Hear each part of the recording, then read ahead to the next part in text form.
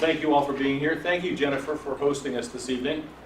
And thanks to TV 79, WGA TV, for being here to record this for posterity. We'll see if there's any historic significance, but that will be for other generations to decide. Are any of you actual MetroNorth commuters? Good, okay. Usually when I do this talk, it's a fun-filled session talking about, the Merritt Parkway and the trains and adventures I've had driving around with state troopers on the highways. But I'm going to modify that somewhat to, as Jennifer said, talk a little bit about the transportation crisis that the state is facing now. So I am a newspaper columnist, and a columnist is a little different than being a reporter. My favorite quotation about this comes from Tom Friedman at the New York Times, who is also a columnist, and he describes his work as either being in the heating business or the lighting business. The heating business meaning getting people angry about something and motivated enough to do something, or the lighting business, which is to enlighten people as to what's actually happening. I hope to achieve a little bit of both this evening. So I'm a columnist, but I've also, as Jennifer mentioned in the introduction, I've been a commuter advocate, serving on the Commuter Council for 19 years. I'm the guy that the media turns to when they want to comment about something that's going on with MetroNorth or our highways, etc. So here is what we're talking about. This is the transportation nexus of our state. The red line, obviously, is Interstate 95.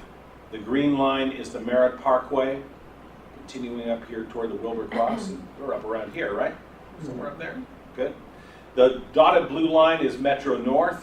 This is the New Canaan branch, the Danbury branch, the Waterbury branch, and not shown on this map, but running east from New Haven is Shoreline East, which runs all the way to London. So that's what we're really talking about when we're talking about the transportation crisis that the state is facing. How do we pay for transportation in this state? Well, there is a special transportation fund, and the money that goes into that fund comes from a number of sources. First, there's the gasoline tax, 25 cents a gallon. There's also a 7.53% gross receipts tax that is paid by heating oil distributors, propane distributors, other fuel types as well. Licensing and permit fees, when you go down to the DMV, some of that money goes into the Special Transportation Fund. And starting in 2021, if you buy a new car, there's going to be an additional tax that goes onto that purchase price that will go into the Special Transportation Fund.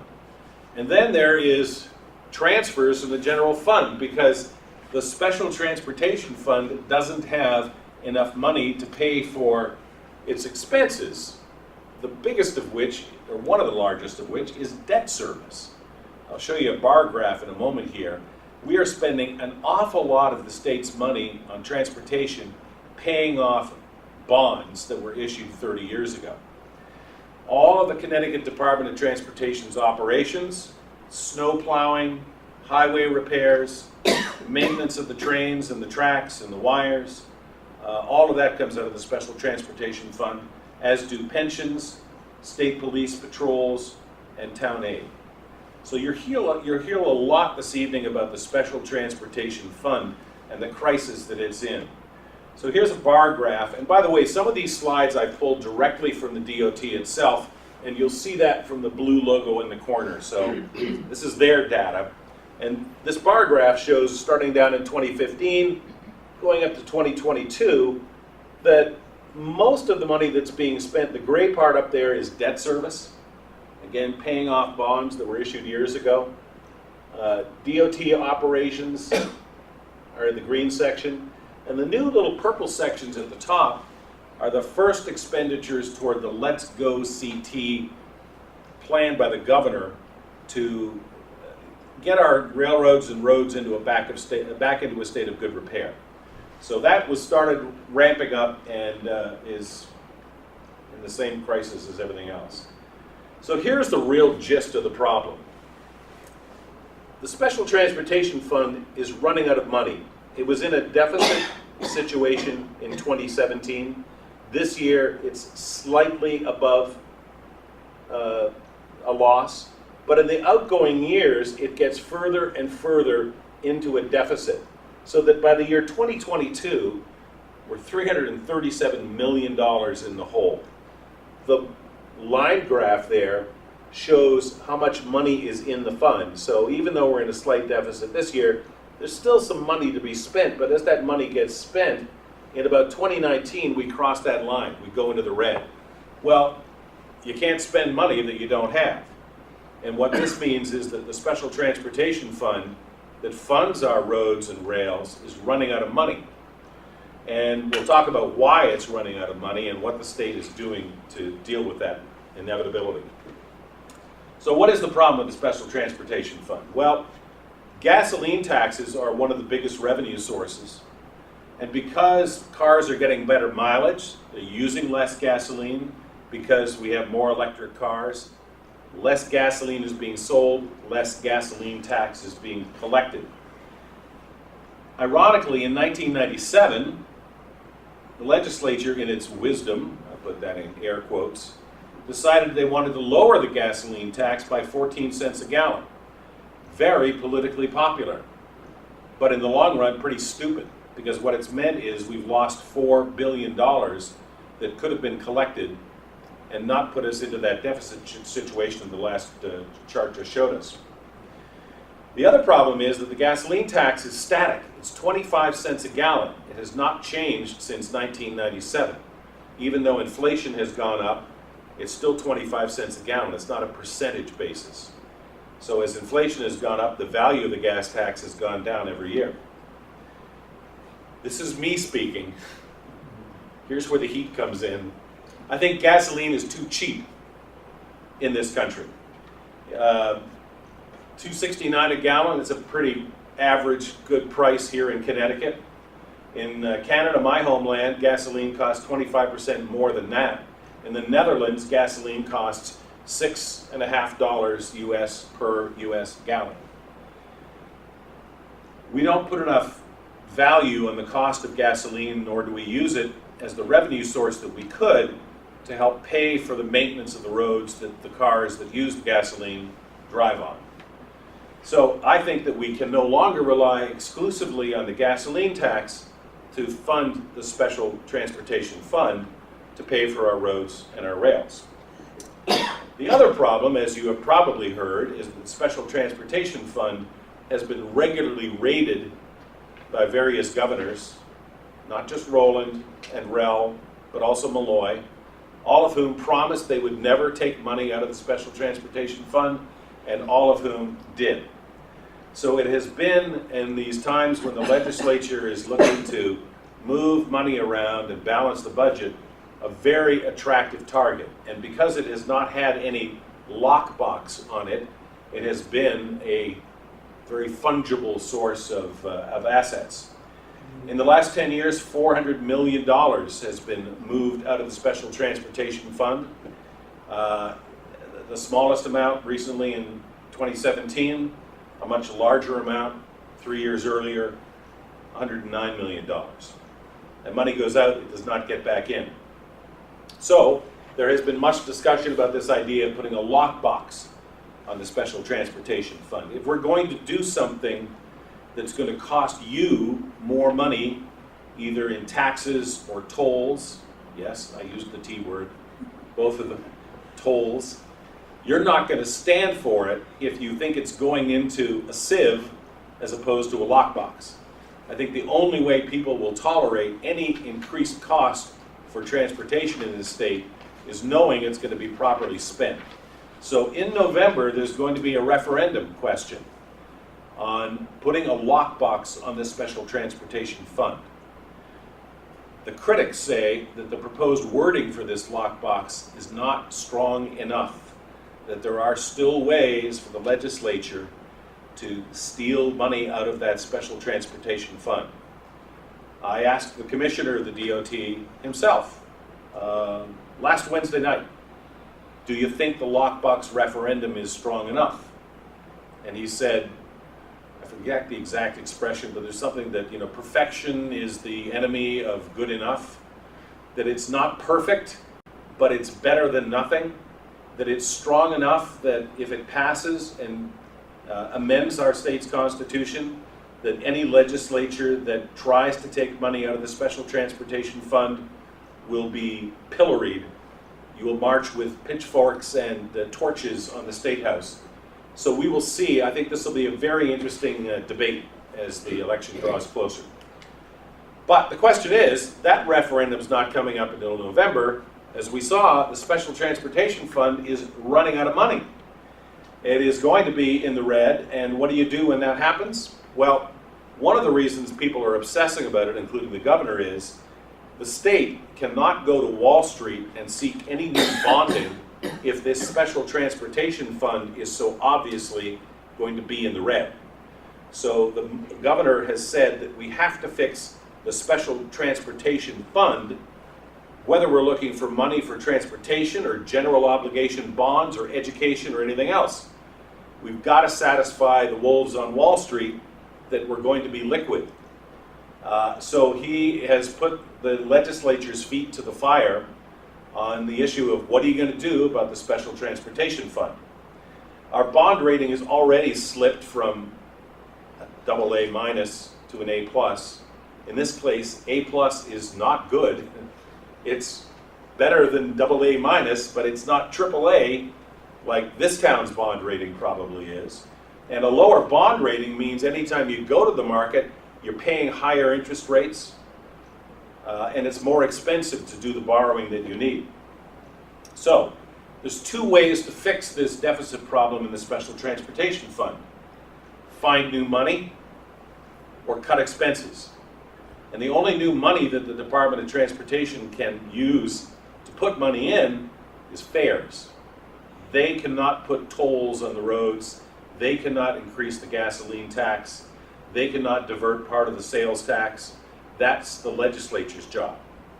But what they're doing instead is cutting expenses on all manner of projects. So here, a slide from the DOT again. Here are the things that they have planned absent any new money coming from the legislature. A 14% reduction in staffing. Those are layoffs. A reduction in any work on highways and bridges. On the bus side, a 15% fare increase. And out in 2021, a reduction in bus service. On the train side, a 10% fare increase this year, 5% more the next year, 5% more the following year. More importantly, a reduction in service on the branch lines, the New Canaan, the Danbury, the Waterbury, and Shoreline East. No weekend service, and only rush hour trains in the morning and in the evening. Now, what will that mean to communities on those branch lines? What will it mean to New London, to Brantford, to Waterbury, Danbury? If they lose train service outside of rush hour, I think it's going to have a profound impact on the livability of those towns, the desirability of those towns, the real estate values in those towns. So I take the governor and the Department of Transportation Commissioner quite seriously when they talk about these impacts. Not only that, but every single other bridge project, highway project in the state is going to be suspended, with very few exceptions. I highlighted in red that the construction of a third tunnel through the mountain over here on Interstate, or the Merritt Parkway, Wilbur Cross, not going to happen. And there's a list here of all the other projects. I mean, the Charter Oak Bridge, the Hartford I-84 viaduct, which is falling down, the exchange in Norwalk between where Route 7 crosses the Merritt Parkway, not happening. The Mixmaster, where Route 8 in Waterbury intersects 84, not going to happen. Widening 95, not happening. Danbury I-84, not going to be reconstructed. This is just the beginning of the list. It goes on. Other things in public transportation. Double tracking of the new Hartford to Springfield line is going to be suspended. The plan to actually bring back some bar cars on MetroNorth with the addition of 10 new rail cars, not going to happen. New train stations in Clinton, Orange, Madison, Bridgeport, not happening. The train station garage and the pedestrian bridge in Stamford, not happening. Madison, no new parking garage. Improvements on the New Canaan branch. Customer service initiatives on the New Haven line. Middletown Swing Bridge. All of these are not happening. GBTA, Greater Bridgeport Transit Authority, facility improvements, their bus system, on hold. Hartford Transit District Union Station improvements, not going to happen.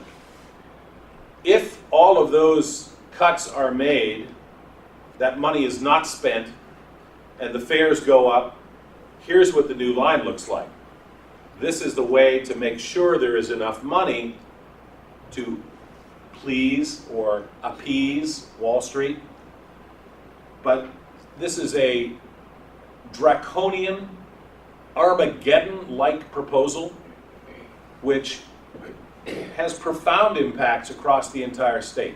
It's not by chance that the governor chose to suspend all of these highway projects outside of Fairfield County. It's to get everybody's attention. It's to get every lawmaker in Hartford's attention that something in their district that affects their constituents, the roads they ride on, the buses they take, maybe the trains they take, are going to be affected by this. So we've had fare increases in the past. On the rail fare side, since 2003, or since 2000, fares have gone up almost 54%. On the bus side, they've gone up 75%. Now on the rail side, MetroNorth has the highest rail fares of any commuter railroad in the United States. We pay more for the rides that we take on MetroNorth than any other commuter railroad in America, because the subsidy is the lowest. That's another way of putting it. Our fares are the highest because the subsidy is the lowest. Even at the fares that we're paying now, a fare on MetroNorth only covers about 75% of the actual cost of providing that ride. The other 25% is that subsidy that comes from the Special Transportation Fund. So what they refer to as the fare box return on MetroNorth is about 75%. That compares to the Long Island Railroad, which is about 50%, and to MBTA in Boston, which is more like 35%. So in other words, MBTA commuter train riders going in and out of Boston only pay about a third of the cost of the train ride that they take. The other 2/3 is made up by tax money. Bus fares have gone up 75%, but that's against a very low base. Our bus fares are still extraordinarily, I won't say cheap, but much less expensive than taking MetroNorth. But think of the people that rely on buses. They don't have cars. They don't have much choice. It's the people that clean your house, that work in the restaurants and the stores in your town. They don't have a car, so they have to take the bus. They're probably working on minimum wage, and a bus fare increase to them is significant. And if there's any reduction in service, does that mean I can't get from New Haven to my job in Woodbridge? The reputation is that Connecticut has the highest gasoline taxes in the universe. It's not the case. As I said, back in 1997, the gasoline tax was much higher. It was 39 cents a gallon.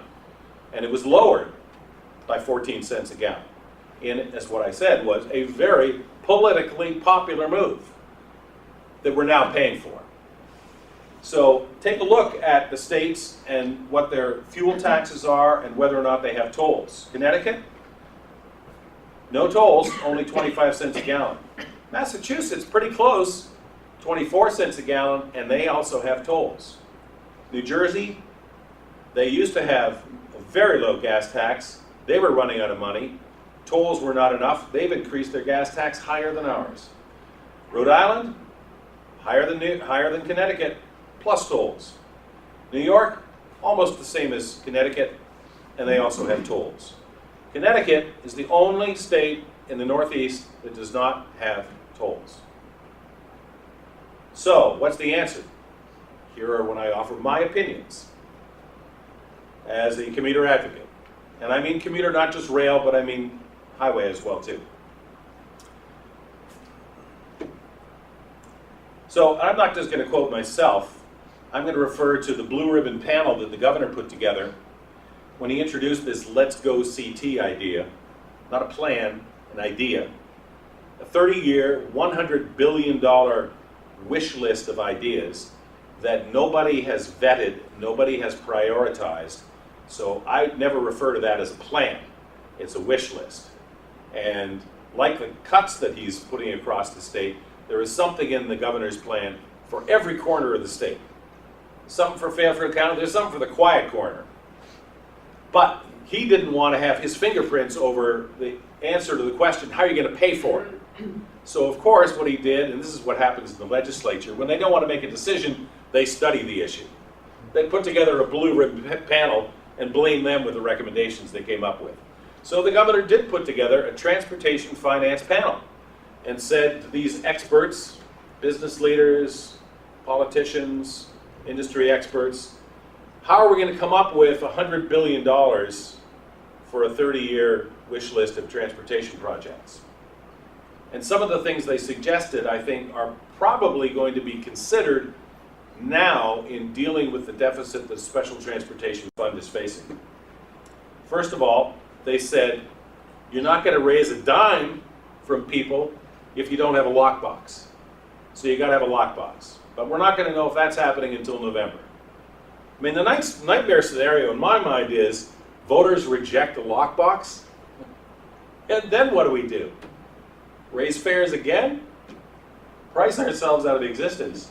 They also said it's time to put the gasoline tax back up to deal with how little it's impacting the STF. So they suggested, this blue ribbon panel, raise the gas tax 2 cents a year, every year, for 7 years. That'll put it back up to 14 cents, and it'll put it back up to the old levels. They also suggested raising the gross receipts tax by 1%. They also suggested a very innovative but controversial idea of what was called a vehicle miles tax. This is used in Europe. It's being experimented with in Oregon. And what it does is, rather than having a toll booth that you drive through or under, you would have your odometer checked each year when you go for your emissions test, and you would pay a tax based on the number of miles you had driven. This idea was floated and immediately shot down even by the Democrats, who thought it was draconian, Big Brother. It was just absolutely, before the plan could even be explained, it was dead on arrival. And yes, I think that they're going to talk seriously about doing some sort of tolling. It's going to take 2 to 4 years to implement, but it will mean something like $750 million a year in revenue. Tolls, ladies and gentlemen, are not a tax, they are a user fee. Nobody wants to pay them. Nobody wants to embrace any of these funding ideas because you're not paying for any of them now. But I'll suggest that there's a benefit to thinking about the tolling idea. Tolls are paid by the people who use them. If you don't drive, you don't pay tolls. If you choose not to drive on the Merrick Parkway or I-95, you don't have to pay a toll.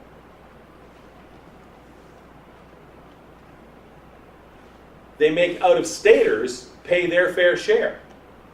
Something like 34% of all the traffic on the Merritt Parkway, Wilbur Cross, I-95, I-91 are people that are driving through the state. And we know they're probably not stopping to buy gasoline because of our reputation for these outrageously high gasoline taxes. But they're getting a free ride.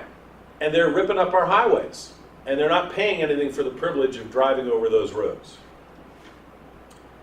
Tolls do not require toll booths. You do not have to face the prospect of a fiery truck crash at the Milford toll barrier in 1983, which was the straw that broke the camel's back and led to the dismantling of toll barriers. If you've been to Massachusetts or New Jersey, you know that, or even driven across the Tappan Zee Bridge, you know that there are no toll booths. There is a gantry device that reads your Easy Pass or takes a picture of your license plate. P.S. I had a summer job for 3 years in college working as a toll collector on the Tappan Zee Bridge. So I know from toll collecting. There are no more toll booths. You don't have to slow down. It's automatic. The pricing on the tolls can be varied by demand. Because what we really have here is a supply-demand issue. We have a large demand, but a limited supply. So shouldn't the cost vary depending on the demand?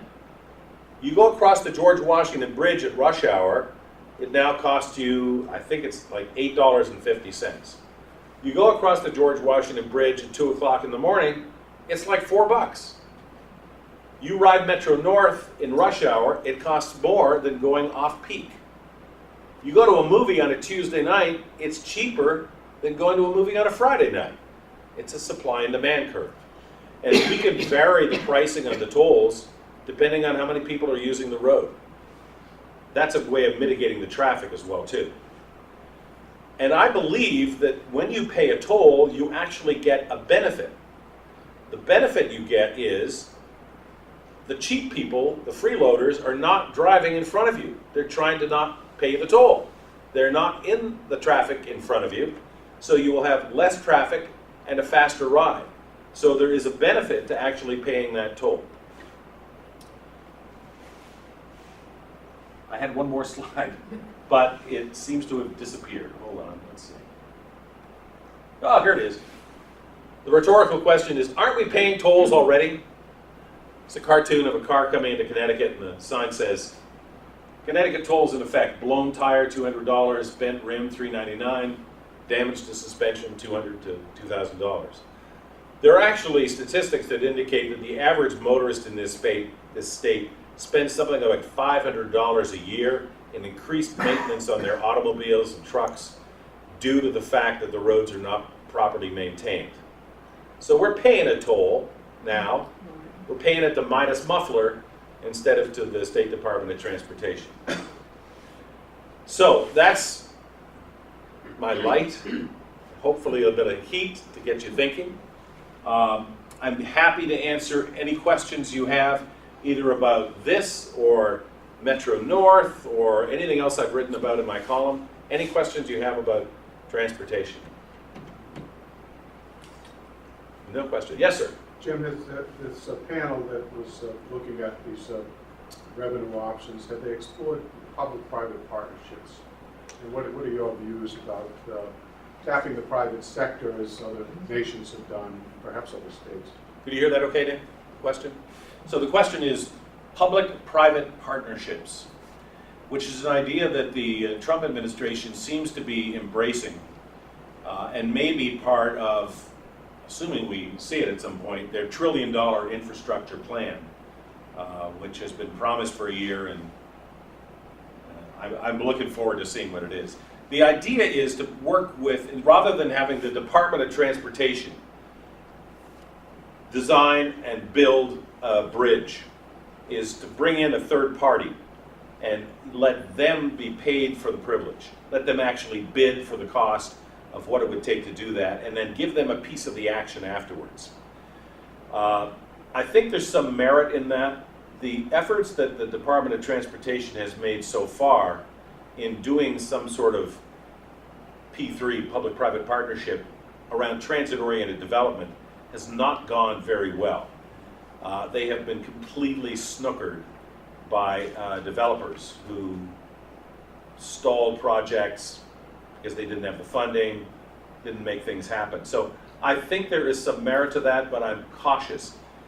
The P3 that's often pointed to as an example of what can go wrong was the Indiana Toll Road outside of Chicago was privatized by the state and sold to a consortium, which immediately jacked up the fares, jacked up the tolls.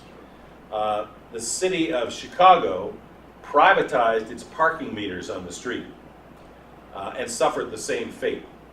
So the sweet spot is finding a private enterprise that's willing to take over the responsibility but still protect the interests of the public, because all of these assets, if they could be potentially profitable to a private enterprise, we have to look out for the interests of the public for whom they were really designed. I mean, if the DOT could run MetroNorth at a profit, let's do it, you know? But there's no way they could do that and still make those train fares affordable. So I think we'll hear a lot about that, but I'm a little suspicious, a little skeptical. Yeah, of course, it can't happen without a guaranteed revenue stream. And this brings you back to the discussion of tolls. Exactly. No corporation is going to want to get into a business if they don't think they're going to get their money back plus a sufficient return over a reasonable period of time. And you know, if you price something out of existence, I mean, that's what we're seeing with MetroNorth now. I mean, ridership, I think one of you pointed out, was announced yesterday. Ridership on MetroNorth has reached a record high. But we're at the point, I mean, I keep saying this every time we raise the fares, but I think we're at the point now that we're going to see ridership decreasing because it is getting so expensive. You know, the average MetroNorth commuter who has a monthly pass pays $360 a month to take a train in and out of New York City. They may pay, like in my town, they pay $350 a year for a parking space at the train station after they've waited 7 years on a waiting list to get a permit. Then they get to Grand Central and they either take the subway, they take a cab or something to get to their office, you know, downtown. It makes commuting very expensive. And you know, at this time of year, you know, I'm thank God I'm not on the 5:44 a.m. train out of Norotan Heights every day, but there are a lot of people that are. They leave in the dark and they come home in the dark. They see their families on the weekend. And they do it because they have a quality of life in these communities that they want their families to enjoy, good schools, etc. But you know what? The schools in Westchester aren't that bad. Trains are a lot shorter. The other problem with MetroNorth that we're having is the trains are running slower. Since the derailment in Fairfield and at Spoit and Dival, the Federal Railroad Administration embedded themselves so far up MetroNorth's backside that they could see their tonsils. And they got on their case and said, you're not taking care of these tracks, you're so concerned about on-time performance, slow down. And they literally slowed down every single train. Now, from Darien to Grand Central, that's maybe meant an additional 5 minutes per trip. But from New Haven to Grand Central, that's meant a 20-minute addition to what's already an hour and a half trip. And those trains are not going to run fast for a number of years until the tracks and the signals and the wires are all back in a state of good repair. And that's not going to happen if we don't have money in the Special Transportation Fund. I mean, I have heard from realtors who said that they have lost closings in communities like Fairfield when people realized the trains weren't reliable anymore. Oh, they moved to Westchester, moved to New Jersey. Moved to New Jersey. Long Island, I mean, or live in the city. I mean, look at the number of people that are, you know, want millennials. How many millennials are left in this state here? Nick, you're here, congratulations. He'd probably be happier working in the city because housing's not affordable, transportation's difficult. So I worry that even on transportation, which is so tied to the economy of this state, I'm not just talking about the inconvenience of an extra 15 minutes on a train from New Haven. I'm talking about the economic decisions that that commuter makes about where to live, where to send his kids to school, where to pay taxes. And the towns that are losing the service on weekends, are actually going to see, I think, a reduction in real estate values. And if real estate values go down, then taxes have to go up because the schools aren't going to get any cheaper. So transportation is intimately tied into a lot of economic decisions. Sorry about the rant, but I hope I answered your question as well too. I appreciate it. Any other questions? I just returned from Chile, and they've adopted that model. So every road I drove, the major interstates were all toll roads, and they're privately. Well, there are a number of private, I think there's a couple of private toll roads around Washington, D.C. Yeah. There are private toll roads in Texas as well too.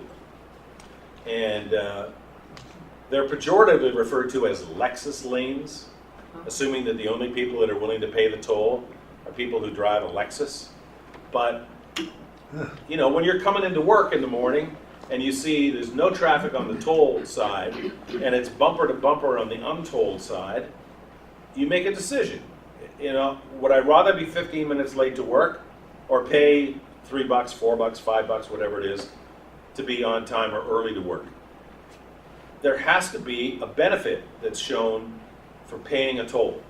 And what we're getting now is free roads and no benefit. So someone has to pay for the repair of these roads. And I think it should be the people that use it. That's why I think a toll is a very reasonable idea. Now, I was at a league, I'm a member of the League of Women Voters, one of the few men in my town. And I was at a League of Women Voters legislative coffee this morning with our 2 state senators and 2 state representatives who represent the town of Darien. And for 4 years in a row, I've asked the question. And you can see it's like, oh, it's Groundhog Day. Here comes Jim again, asking the same question about tolls. This year, 3 of them said they supported tolls. They polled the women in the room and the few men that were there as well, too. 75% of them supported tolls. So I think you're going to see people rethinking this idea. Ironically, the decisions are going to be made in an election year. I mean, the legislature could have pulled the trigger, and they came very close on pulling the trigger on tolls last session, but they backed off. Now, with this crisis situation, the governor is saying, okay, you're going to have to make a decision, folks. I think what we're going to see is gasoline taxes go up first, because that's easy to do, and then start tolls, because that takes a long time. One of the things that the commissioner of the DOT told me is he said, now I don't have permission from, he talked to Washington, D.C., to the feds about putting tolling on the interstate highways. He said, I'm not being told to do this, I don't have permission to do this, but just hypothetically, if I was going to put tolls on 95 using a gantry system, that'd be easy, right? I mean, I own the right of way. It's just like putting up a sign. And the federal government said, you'd have to do an environmental impact study. He said, you're kidding me. An environmental impact study? I mean, I could put a sign up, it's no big deal. Well, you got to do an environmental impact study. So suddenly he's now, very Trumpy in his philosophy, and deregulate this. This is nuts. An environmental impact study for putting up a gantry over the highway? Turning a 2-year process into a 4-year process? Crazy. But don't get me started. Any other questions? Oh, I had a Yes, ma'am. question about legal suits, people getting hurt on the trains. You must have to pay a lot in insurance. I don't know how they handle that. I think that the MTA, which is the parent organization of MetroNorth, probably self-insures. Oh, I see. They don't have a policy itself. So let me explain how MetroNorth is involved in the state. The Connecticut Department of Transportation hires MetroNorth to run our trains. MetroNorth owns 2/3 of the cars.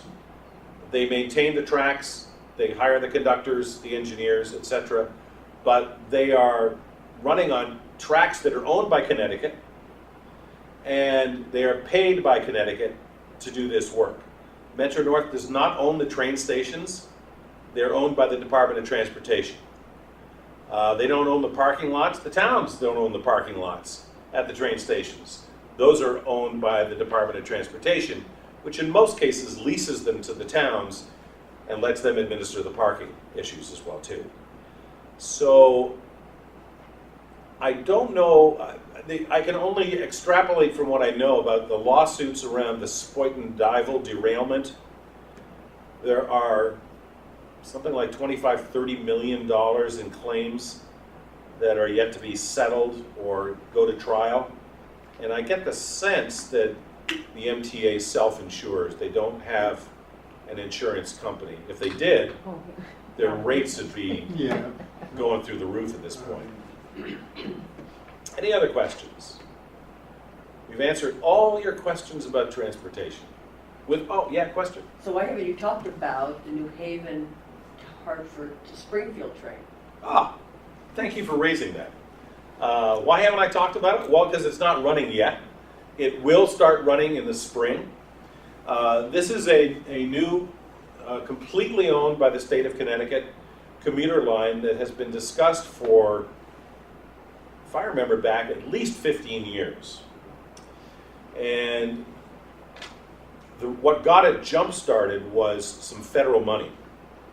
The federal government, when Obama came in, wow, this is like 9 years ago, remember in the middle of the economic crisis, they were looking to stimulate the economy by having some shovel-ready projects, some public works projects.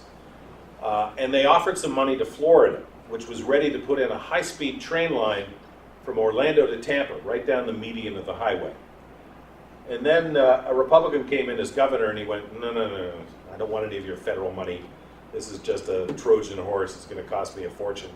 So the feds were looking around going, okay, you don't want it? Anybody else want some federal money? And Malloy stood up and he said, yeah. He said, we've had this plan for a commuter line from New Haven through Hartford up to Springfield. We can do it. And they went, okay, great. So it was a Democratic federal administration, Democratic governor. They made a deal, and I think it's 115 million or so went in initially. That line is running a little bit late in its construction. They had to double track the railroad. It was single track, owned by Amtrak. But they've double tracked it as far as Hartford. The section, as I said on the last chart, one of the charts back here, the section from Hartford to Springfield was supposed to be double tracked, but it won't if they don't get more money. Most of the trains are going to run between New Haven and Hartford with intermediate stops along the way. I was reading and trying to do some preparation for being up here. There's still some debate about whether there should be a North Haven station or not. I don't think that there is currently, but I'm not sure where the lines are. There are a number of... The website's talking about the North Haven train station. Good. But The trains should be running something like every 15 to 20 minutes in rush hour. The one-way fare from New Haven to Hartford will be $8, going up 10%, July 1st, just like everything else. But that's still pretty cheap, I think. And I think it's a good example of, finally, somebody getting ahead of the demand. You know, building a railroad before 91 looks like 95. In anticipation of the growth of traffic that's there. have you not been on 91? I've been on 91, but You live on 95. I live on 95, so 91 looks like a country drive sometimes to me. Down 95. Yeah, we drove up from Darien, enjoyed our hour-long drive up the Merritt Parkway. We got a good close look at those beautiful bridges as well too. So I think the idea is offer an affordable, frequent, reliable train service paralleling 91, the same way that MetroNorth parallels 95, and see if some of the people that are stuck on 91 would try taking the train. Ironically, one of the biggest potential audiences, I think, for that train are going to be people working in the state capitol, because the train goes right behind the state capitol, and it's very close for them. I think it's going to find its ridership. I hope it's not in any way delayed or, killed because of these financial cuts. It's not on the list of services to be cut yet, because I think the state has an obligation to the federal government, having taken that money, to deliver on the promise of the frequency of service that they promised when they took the money in the first place. So that's supposed to be opening sometime in the spring, and that'll be like a ray of sunshine. The dark clouds will open up, this beam will come down, and Daniel Malloy will stand there and cut a ribbon, and it'll be like, Connecticut's transportation future has arrived in this part of the state, but the rest of us are standing at the station going, where's the train? I thought the busway was paid for with that federal money. Was it also? I believe there was some federal money in that. I'm a big fan of the busway. I think the busway is another one of these frequent targets of criticism. And I'm a rail guy, okay? I mean, my rail fan friends think I'm nuts, and I'm not a huge fan of buses to begin with, but the concept of the busway, I think, makes perfect sense.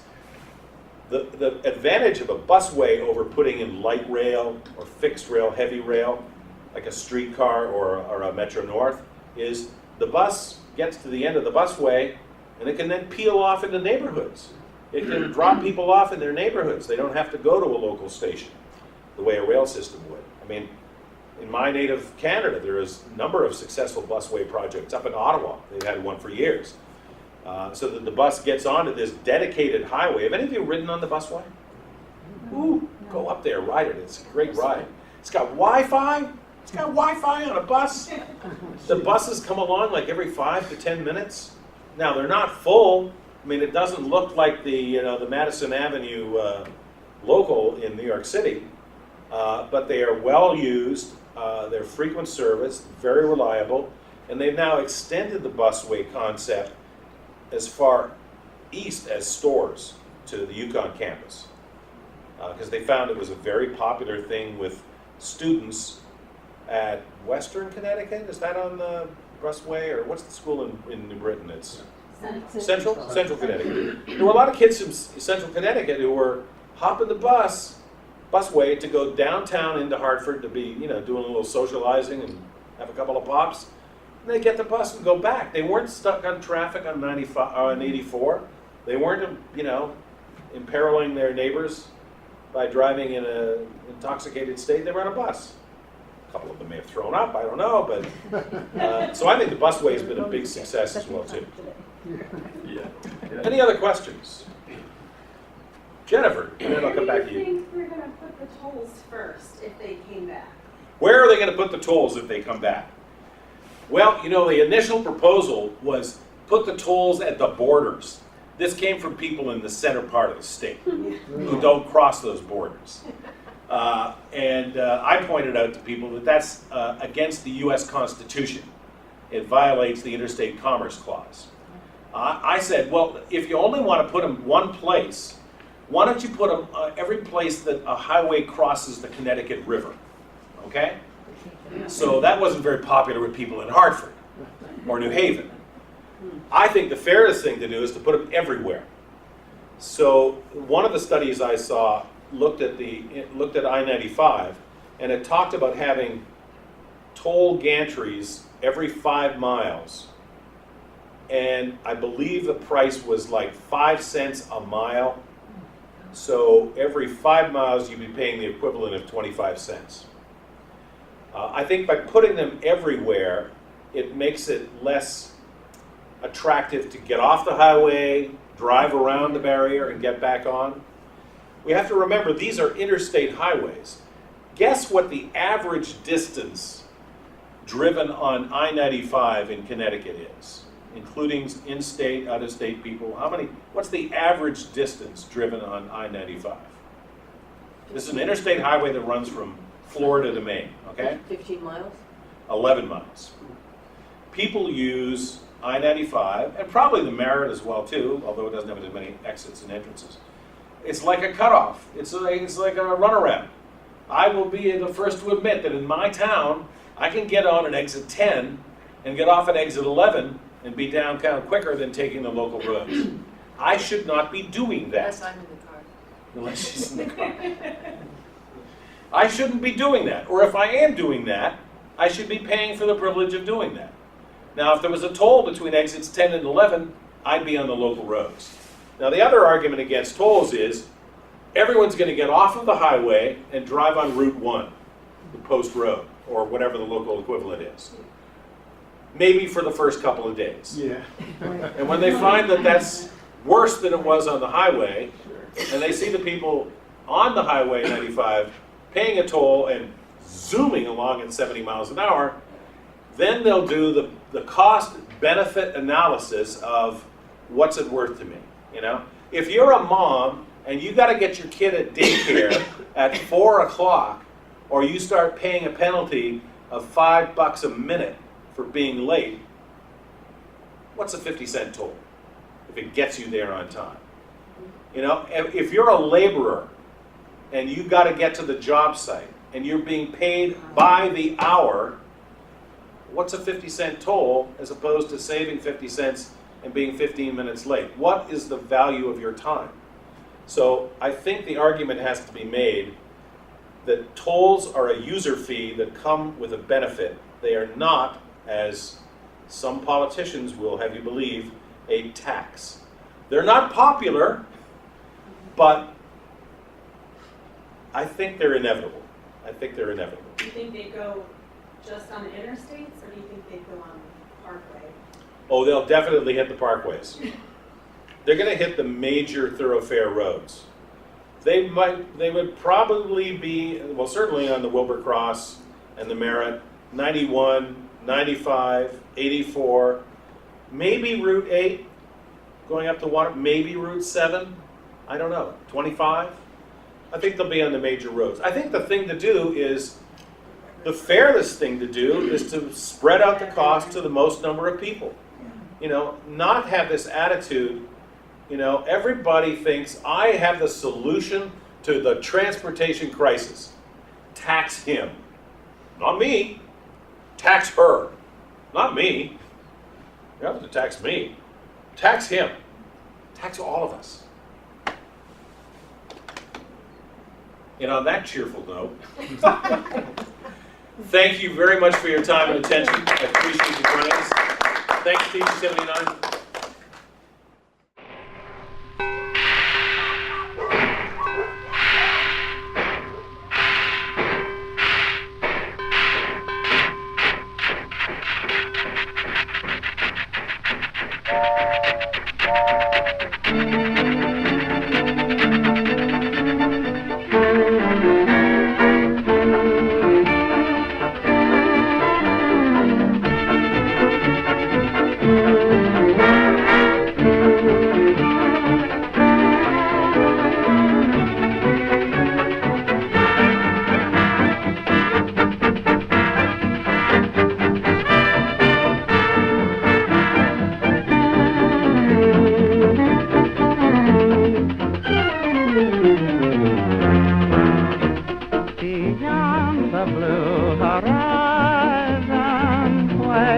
Beautiful day.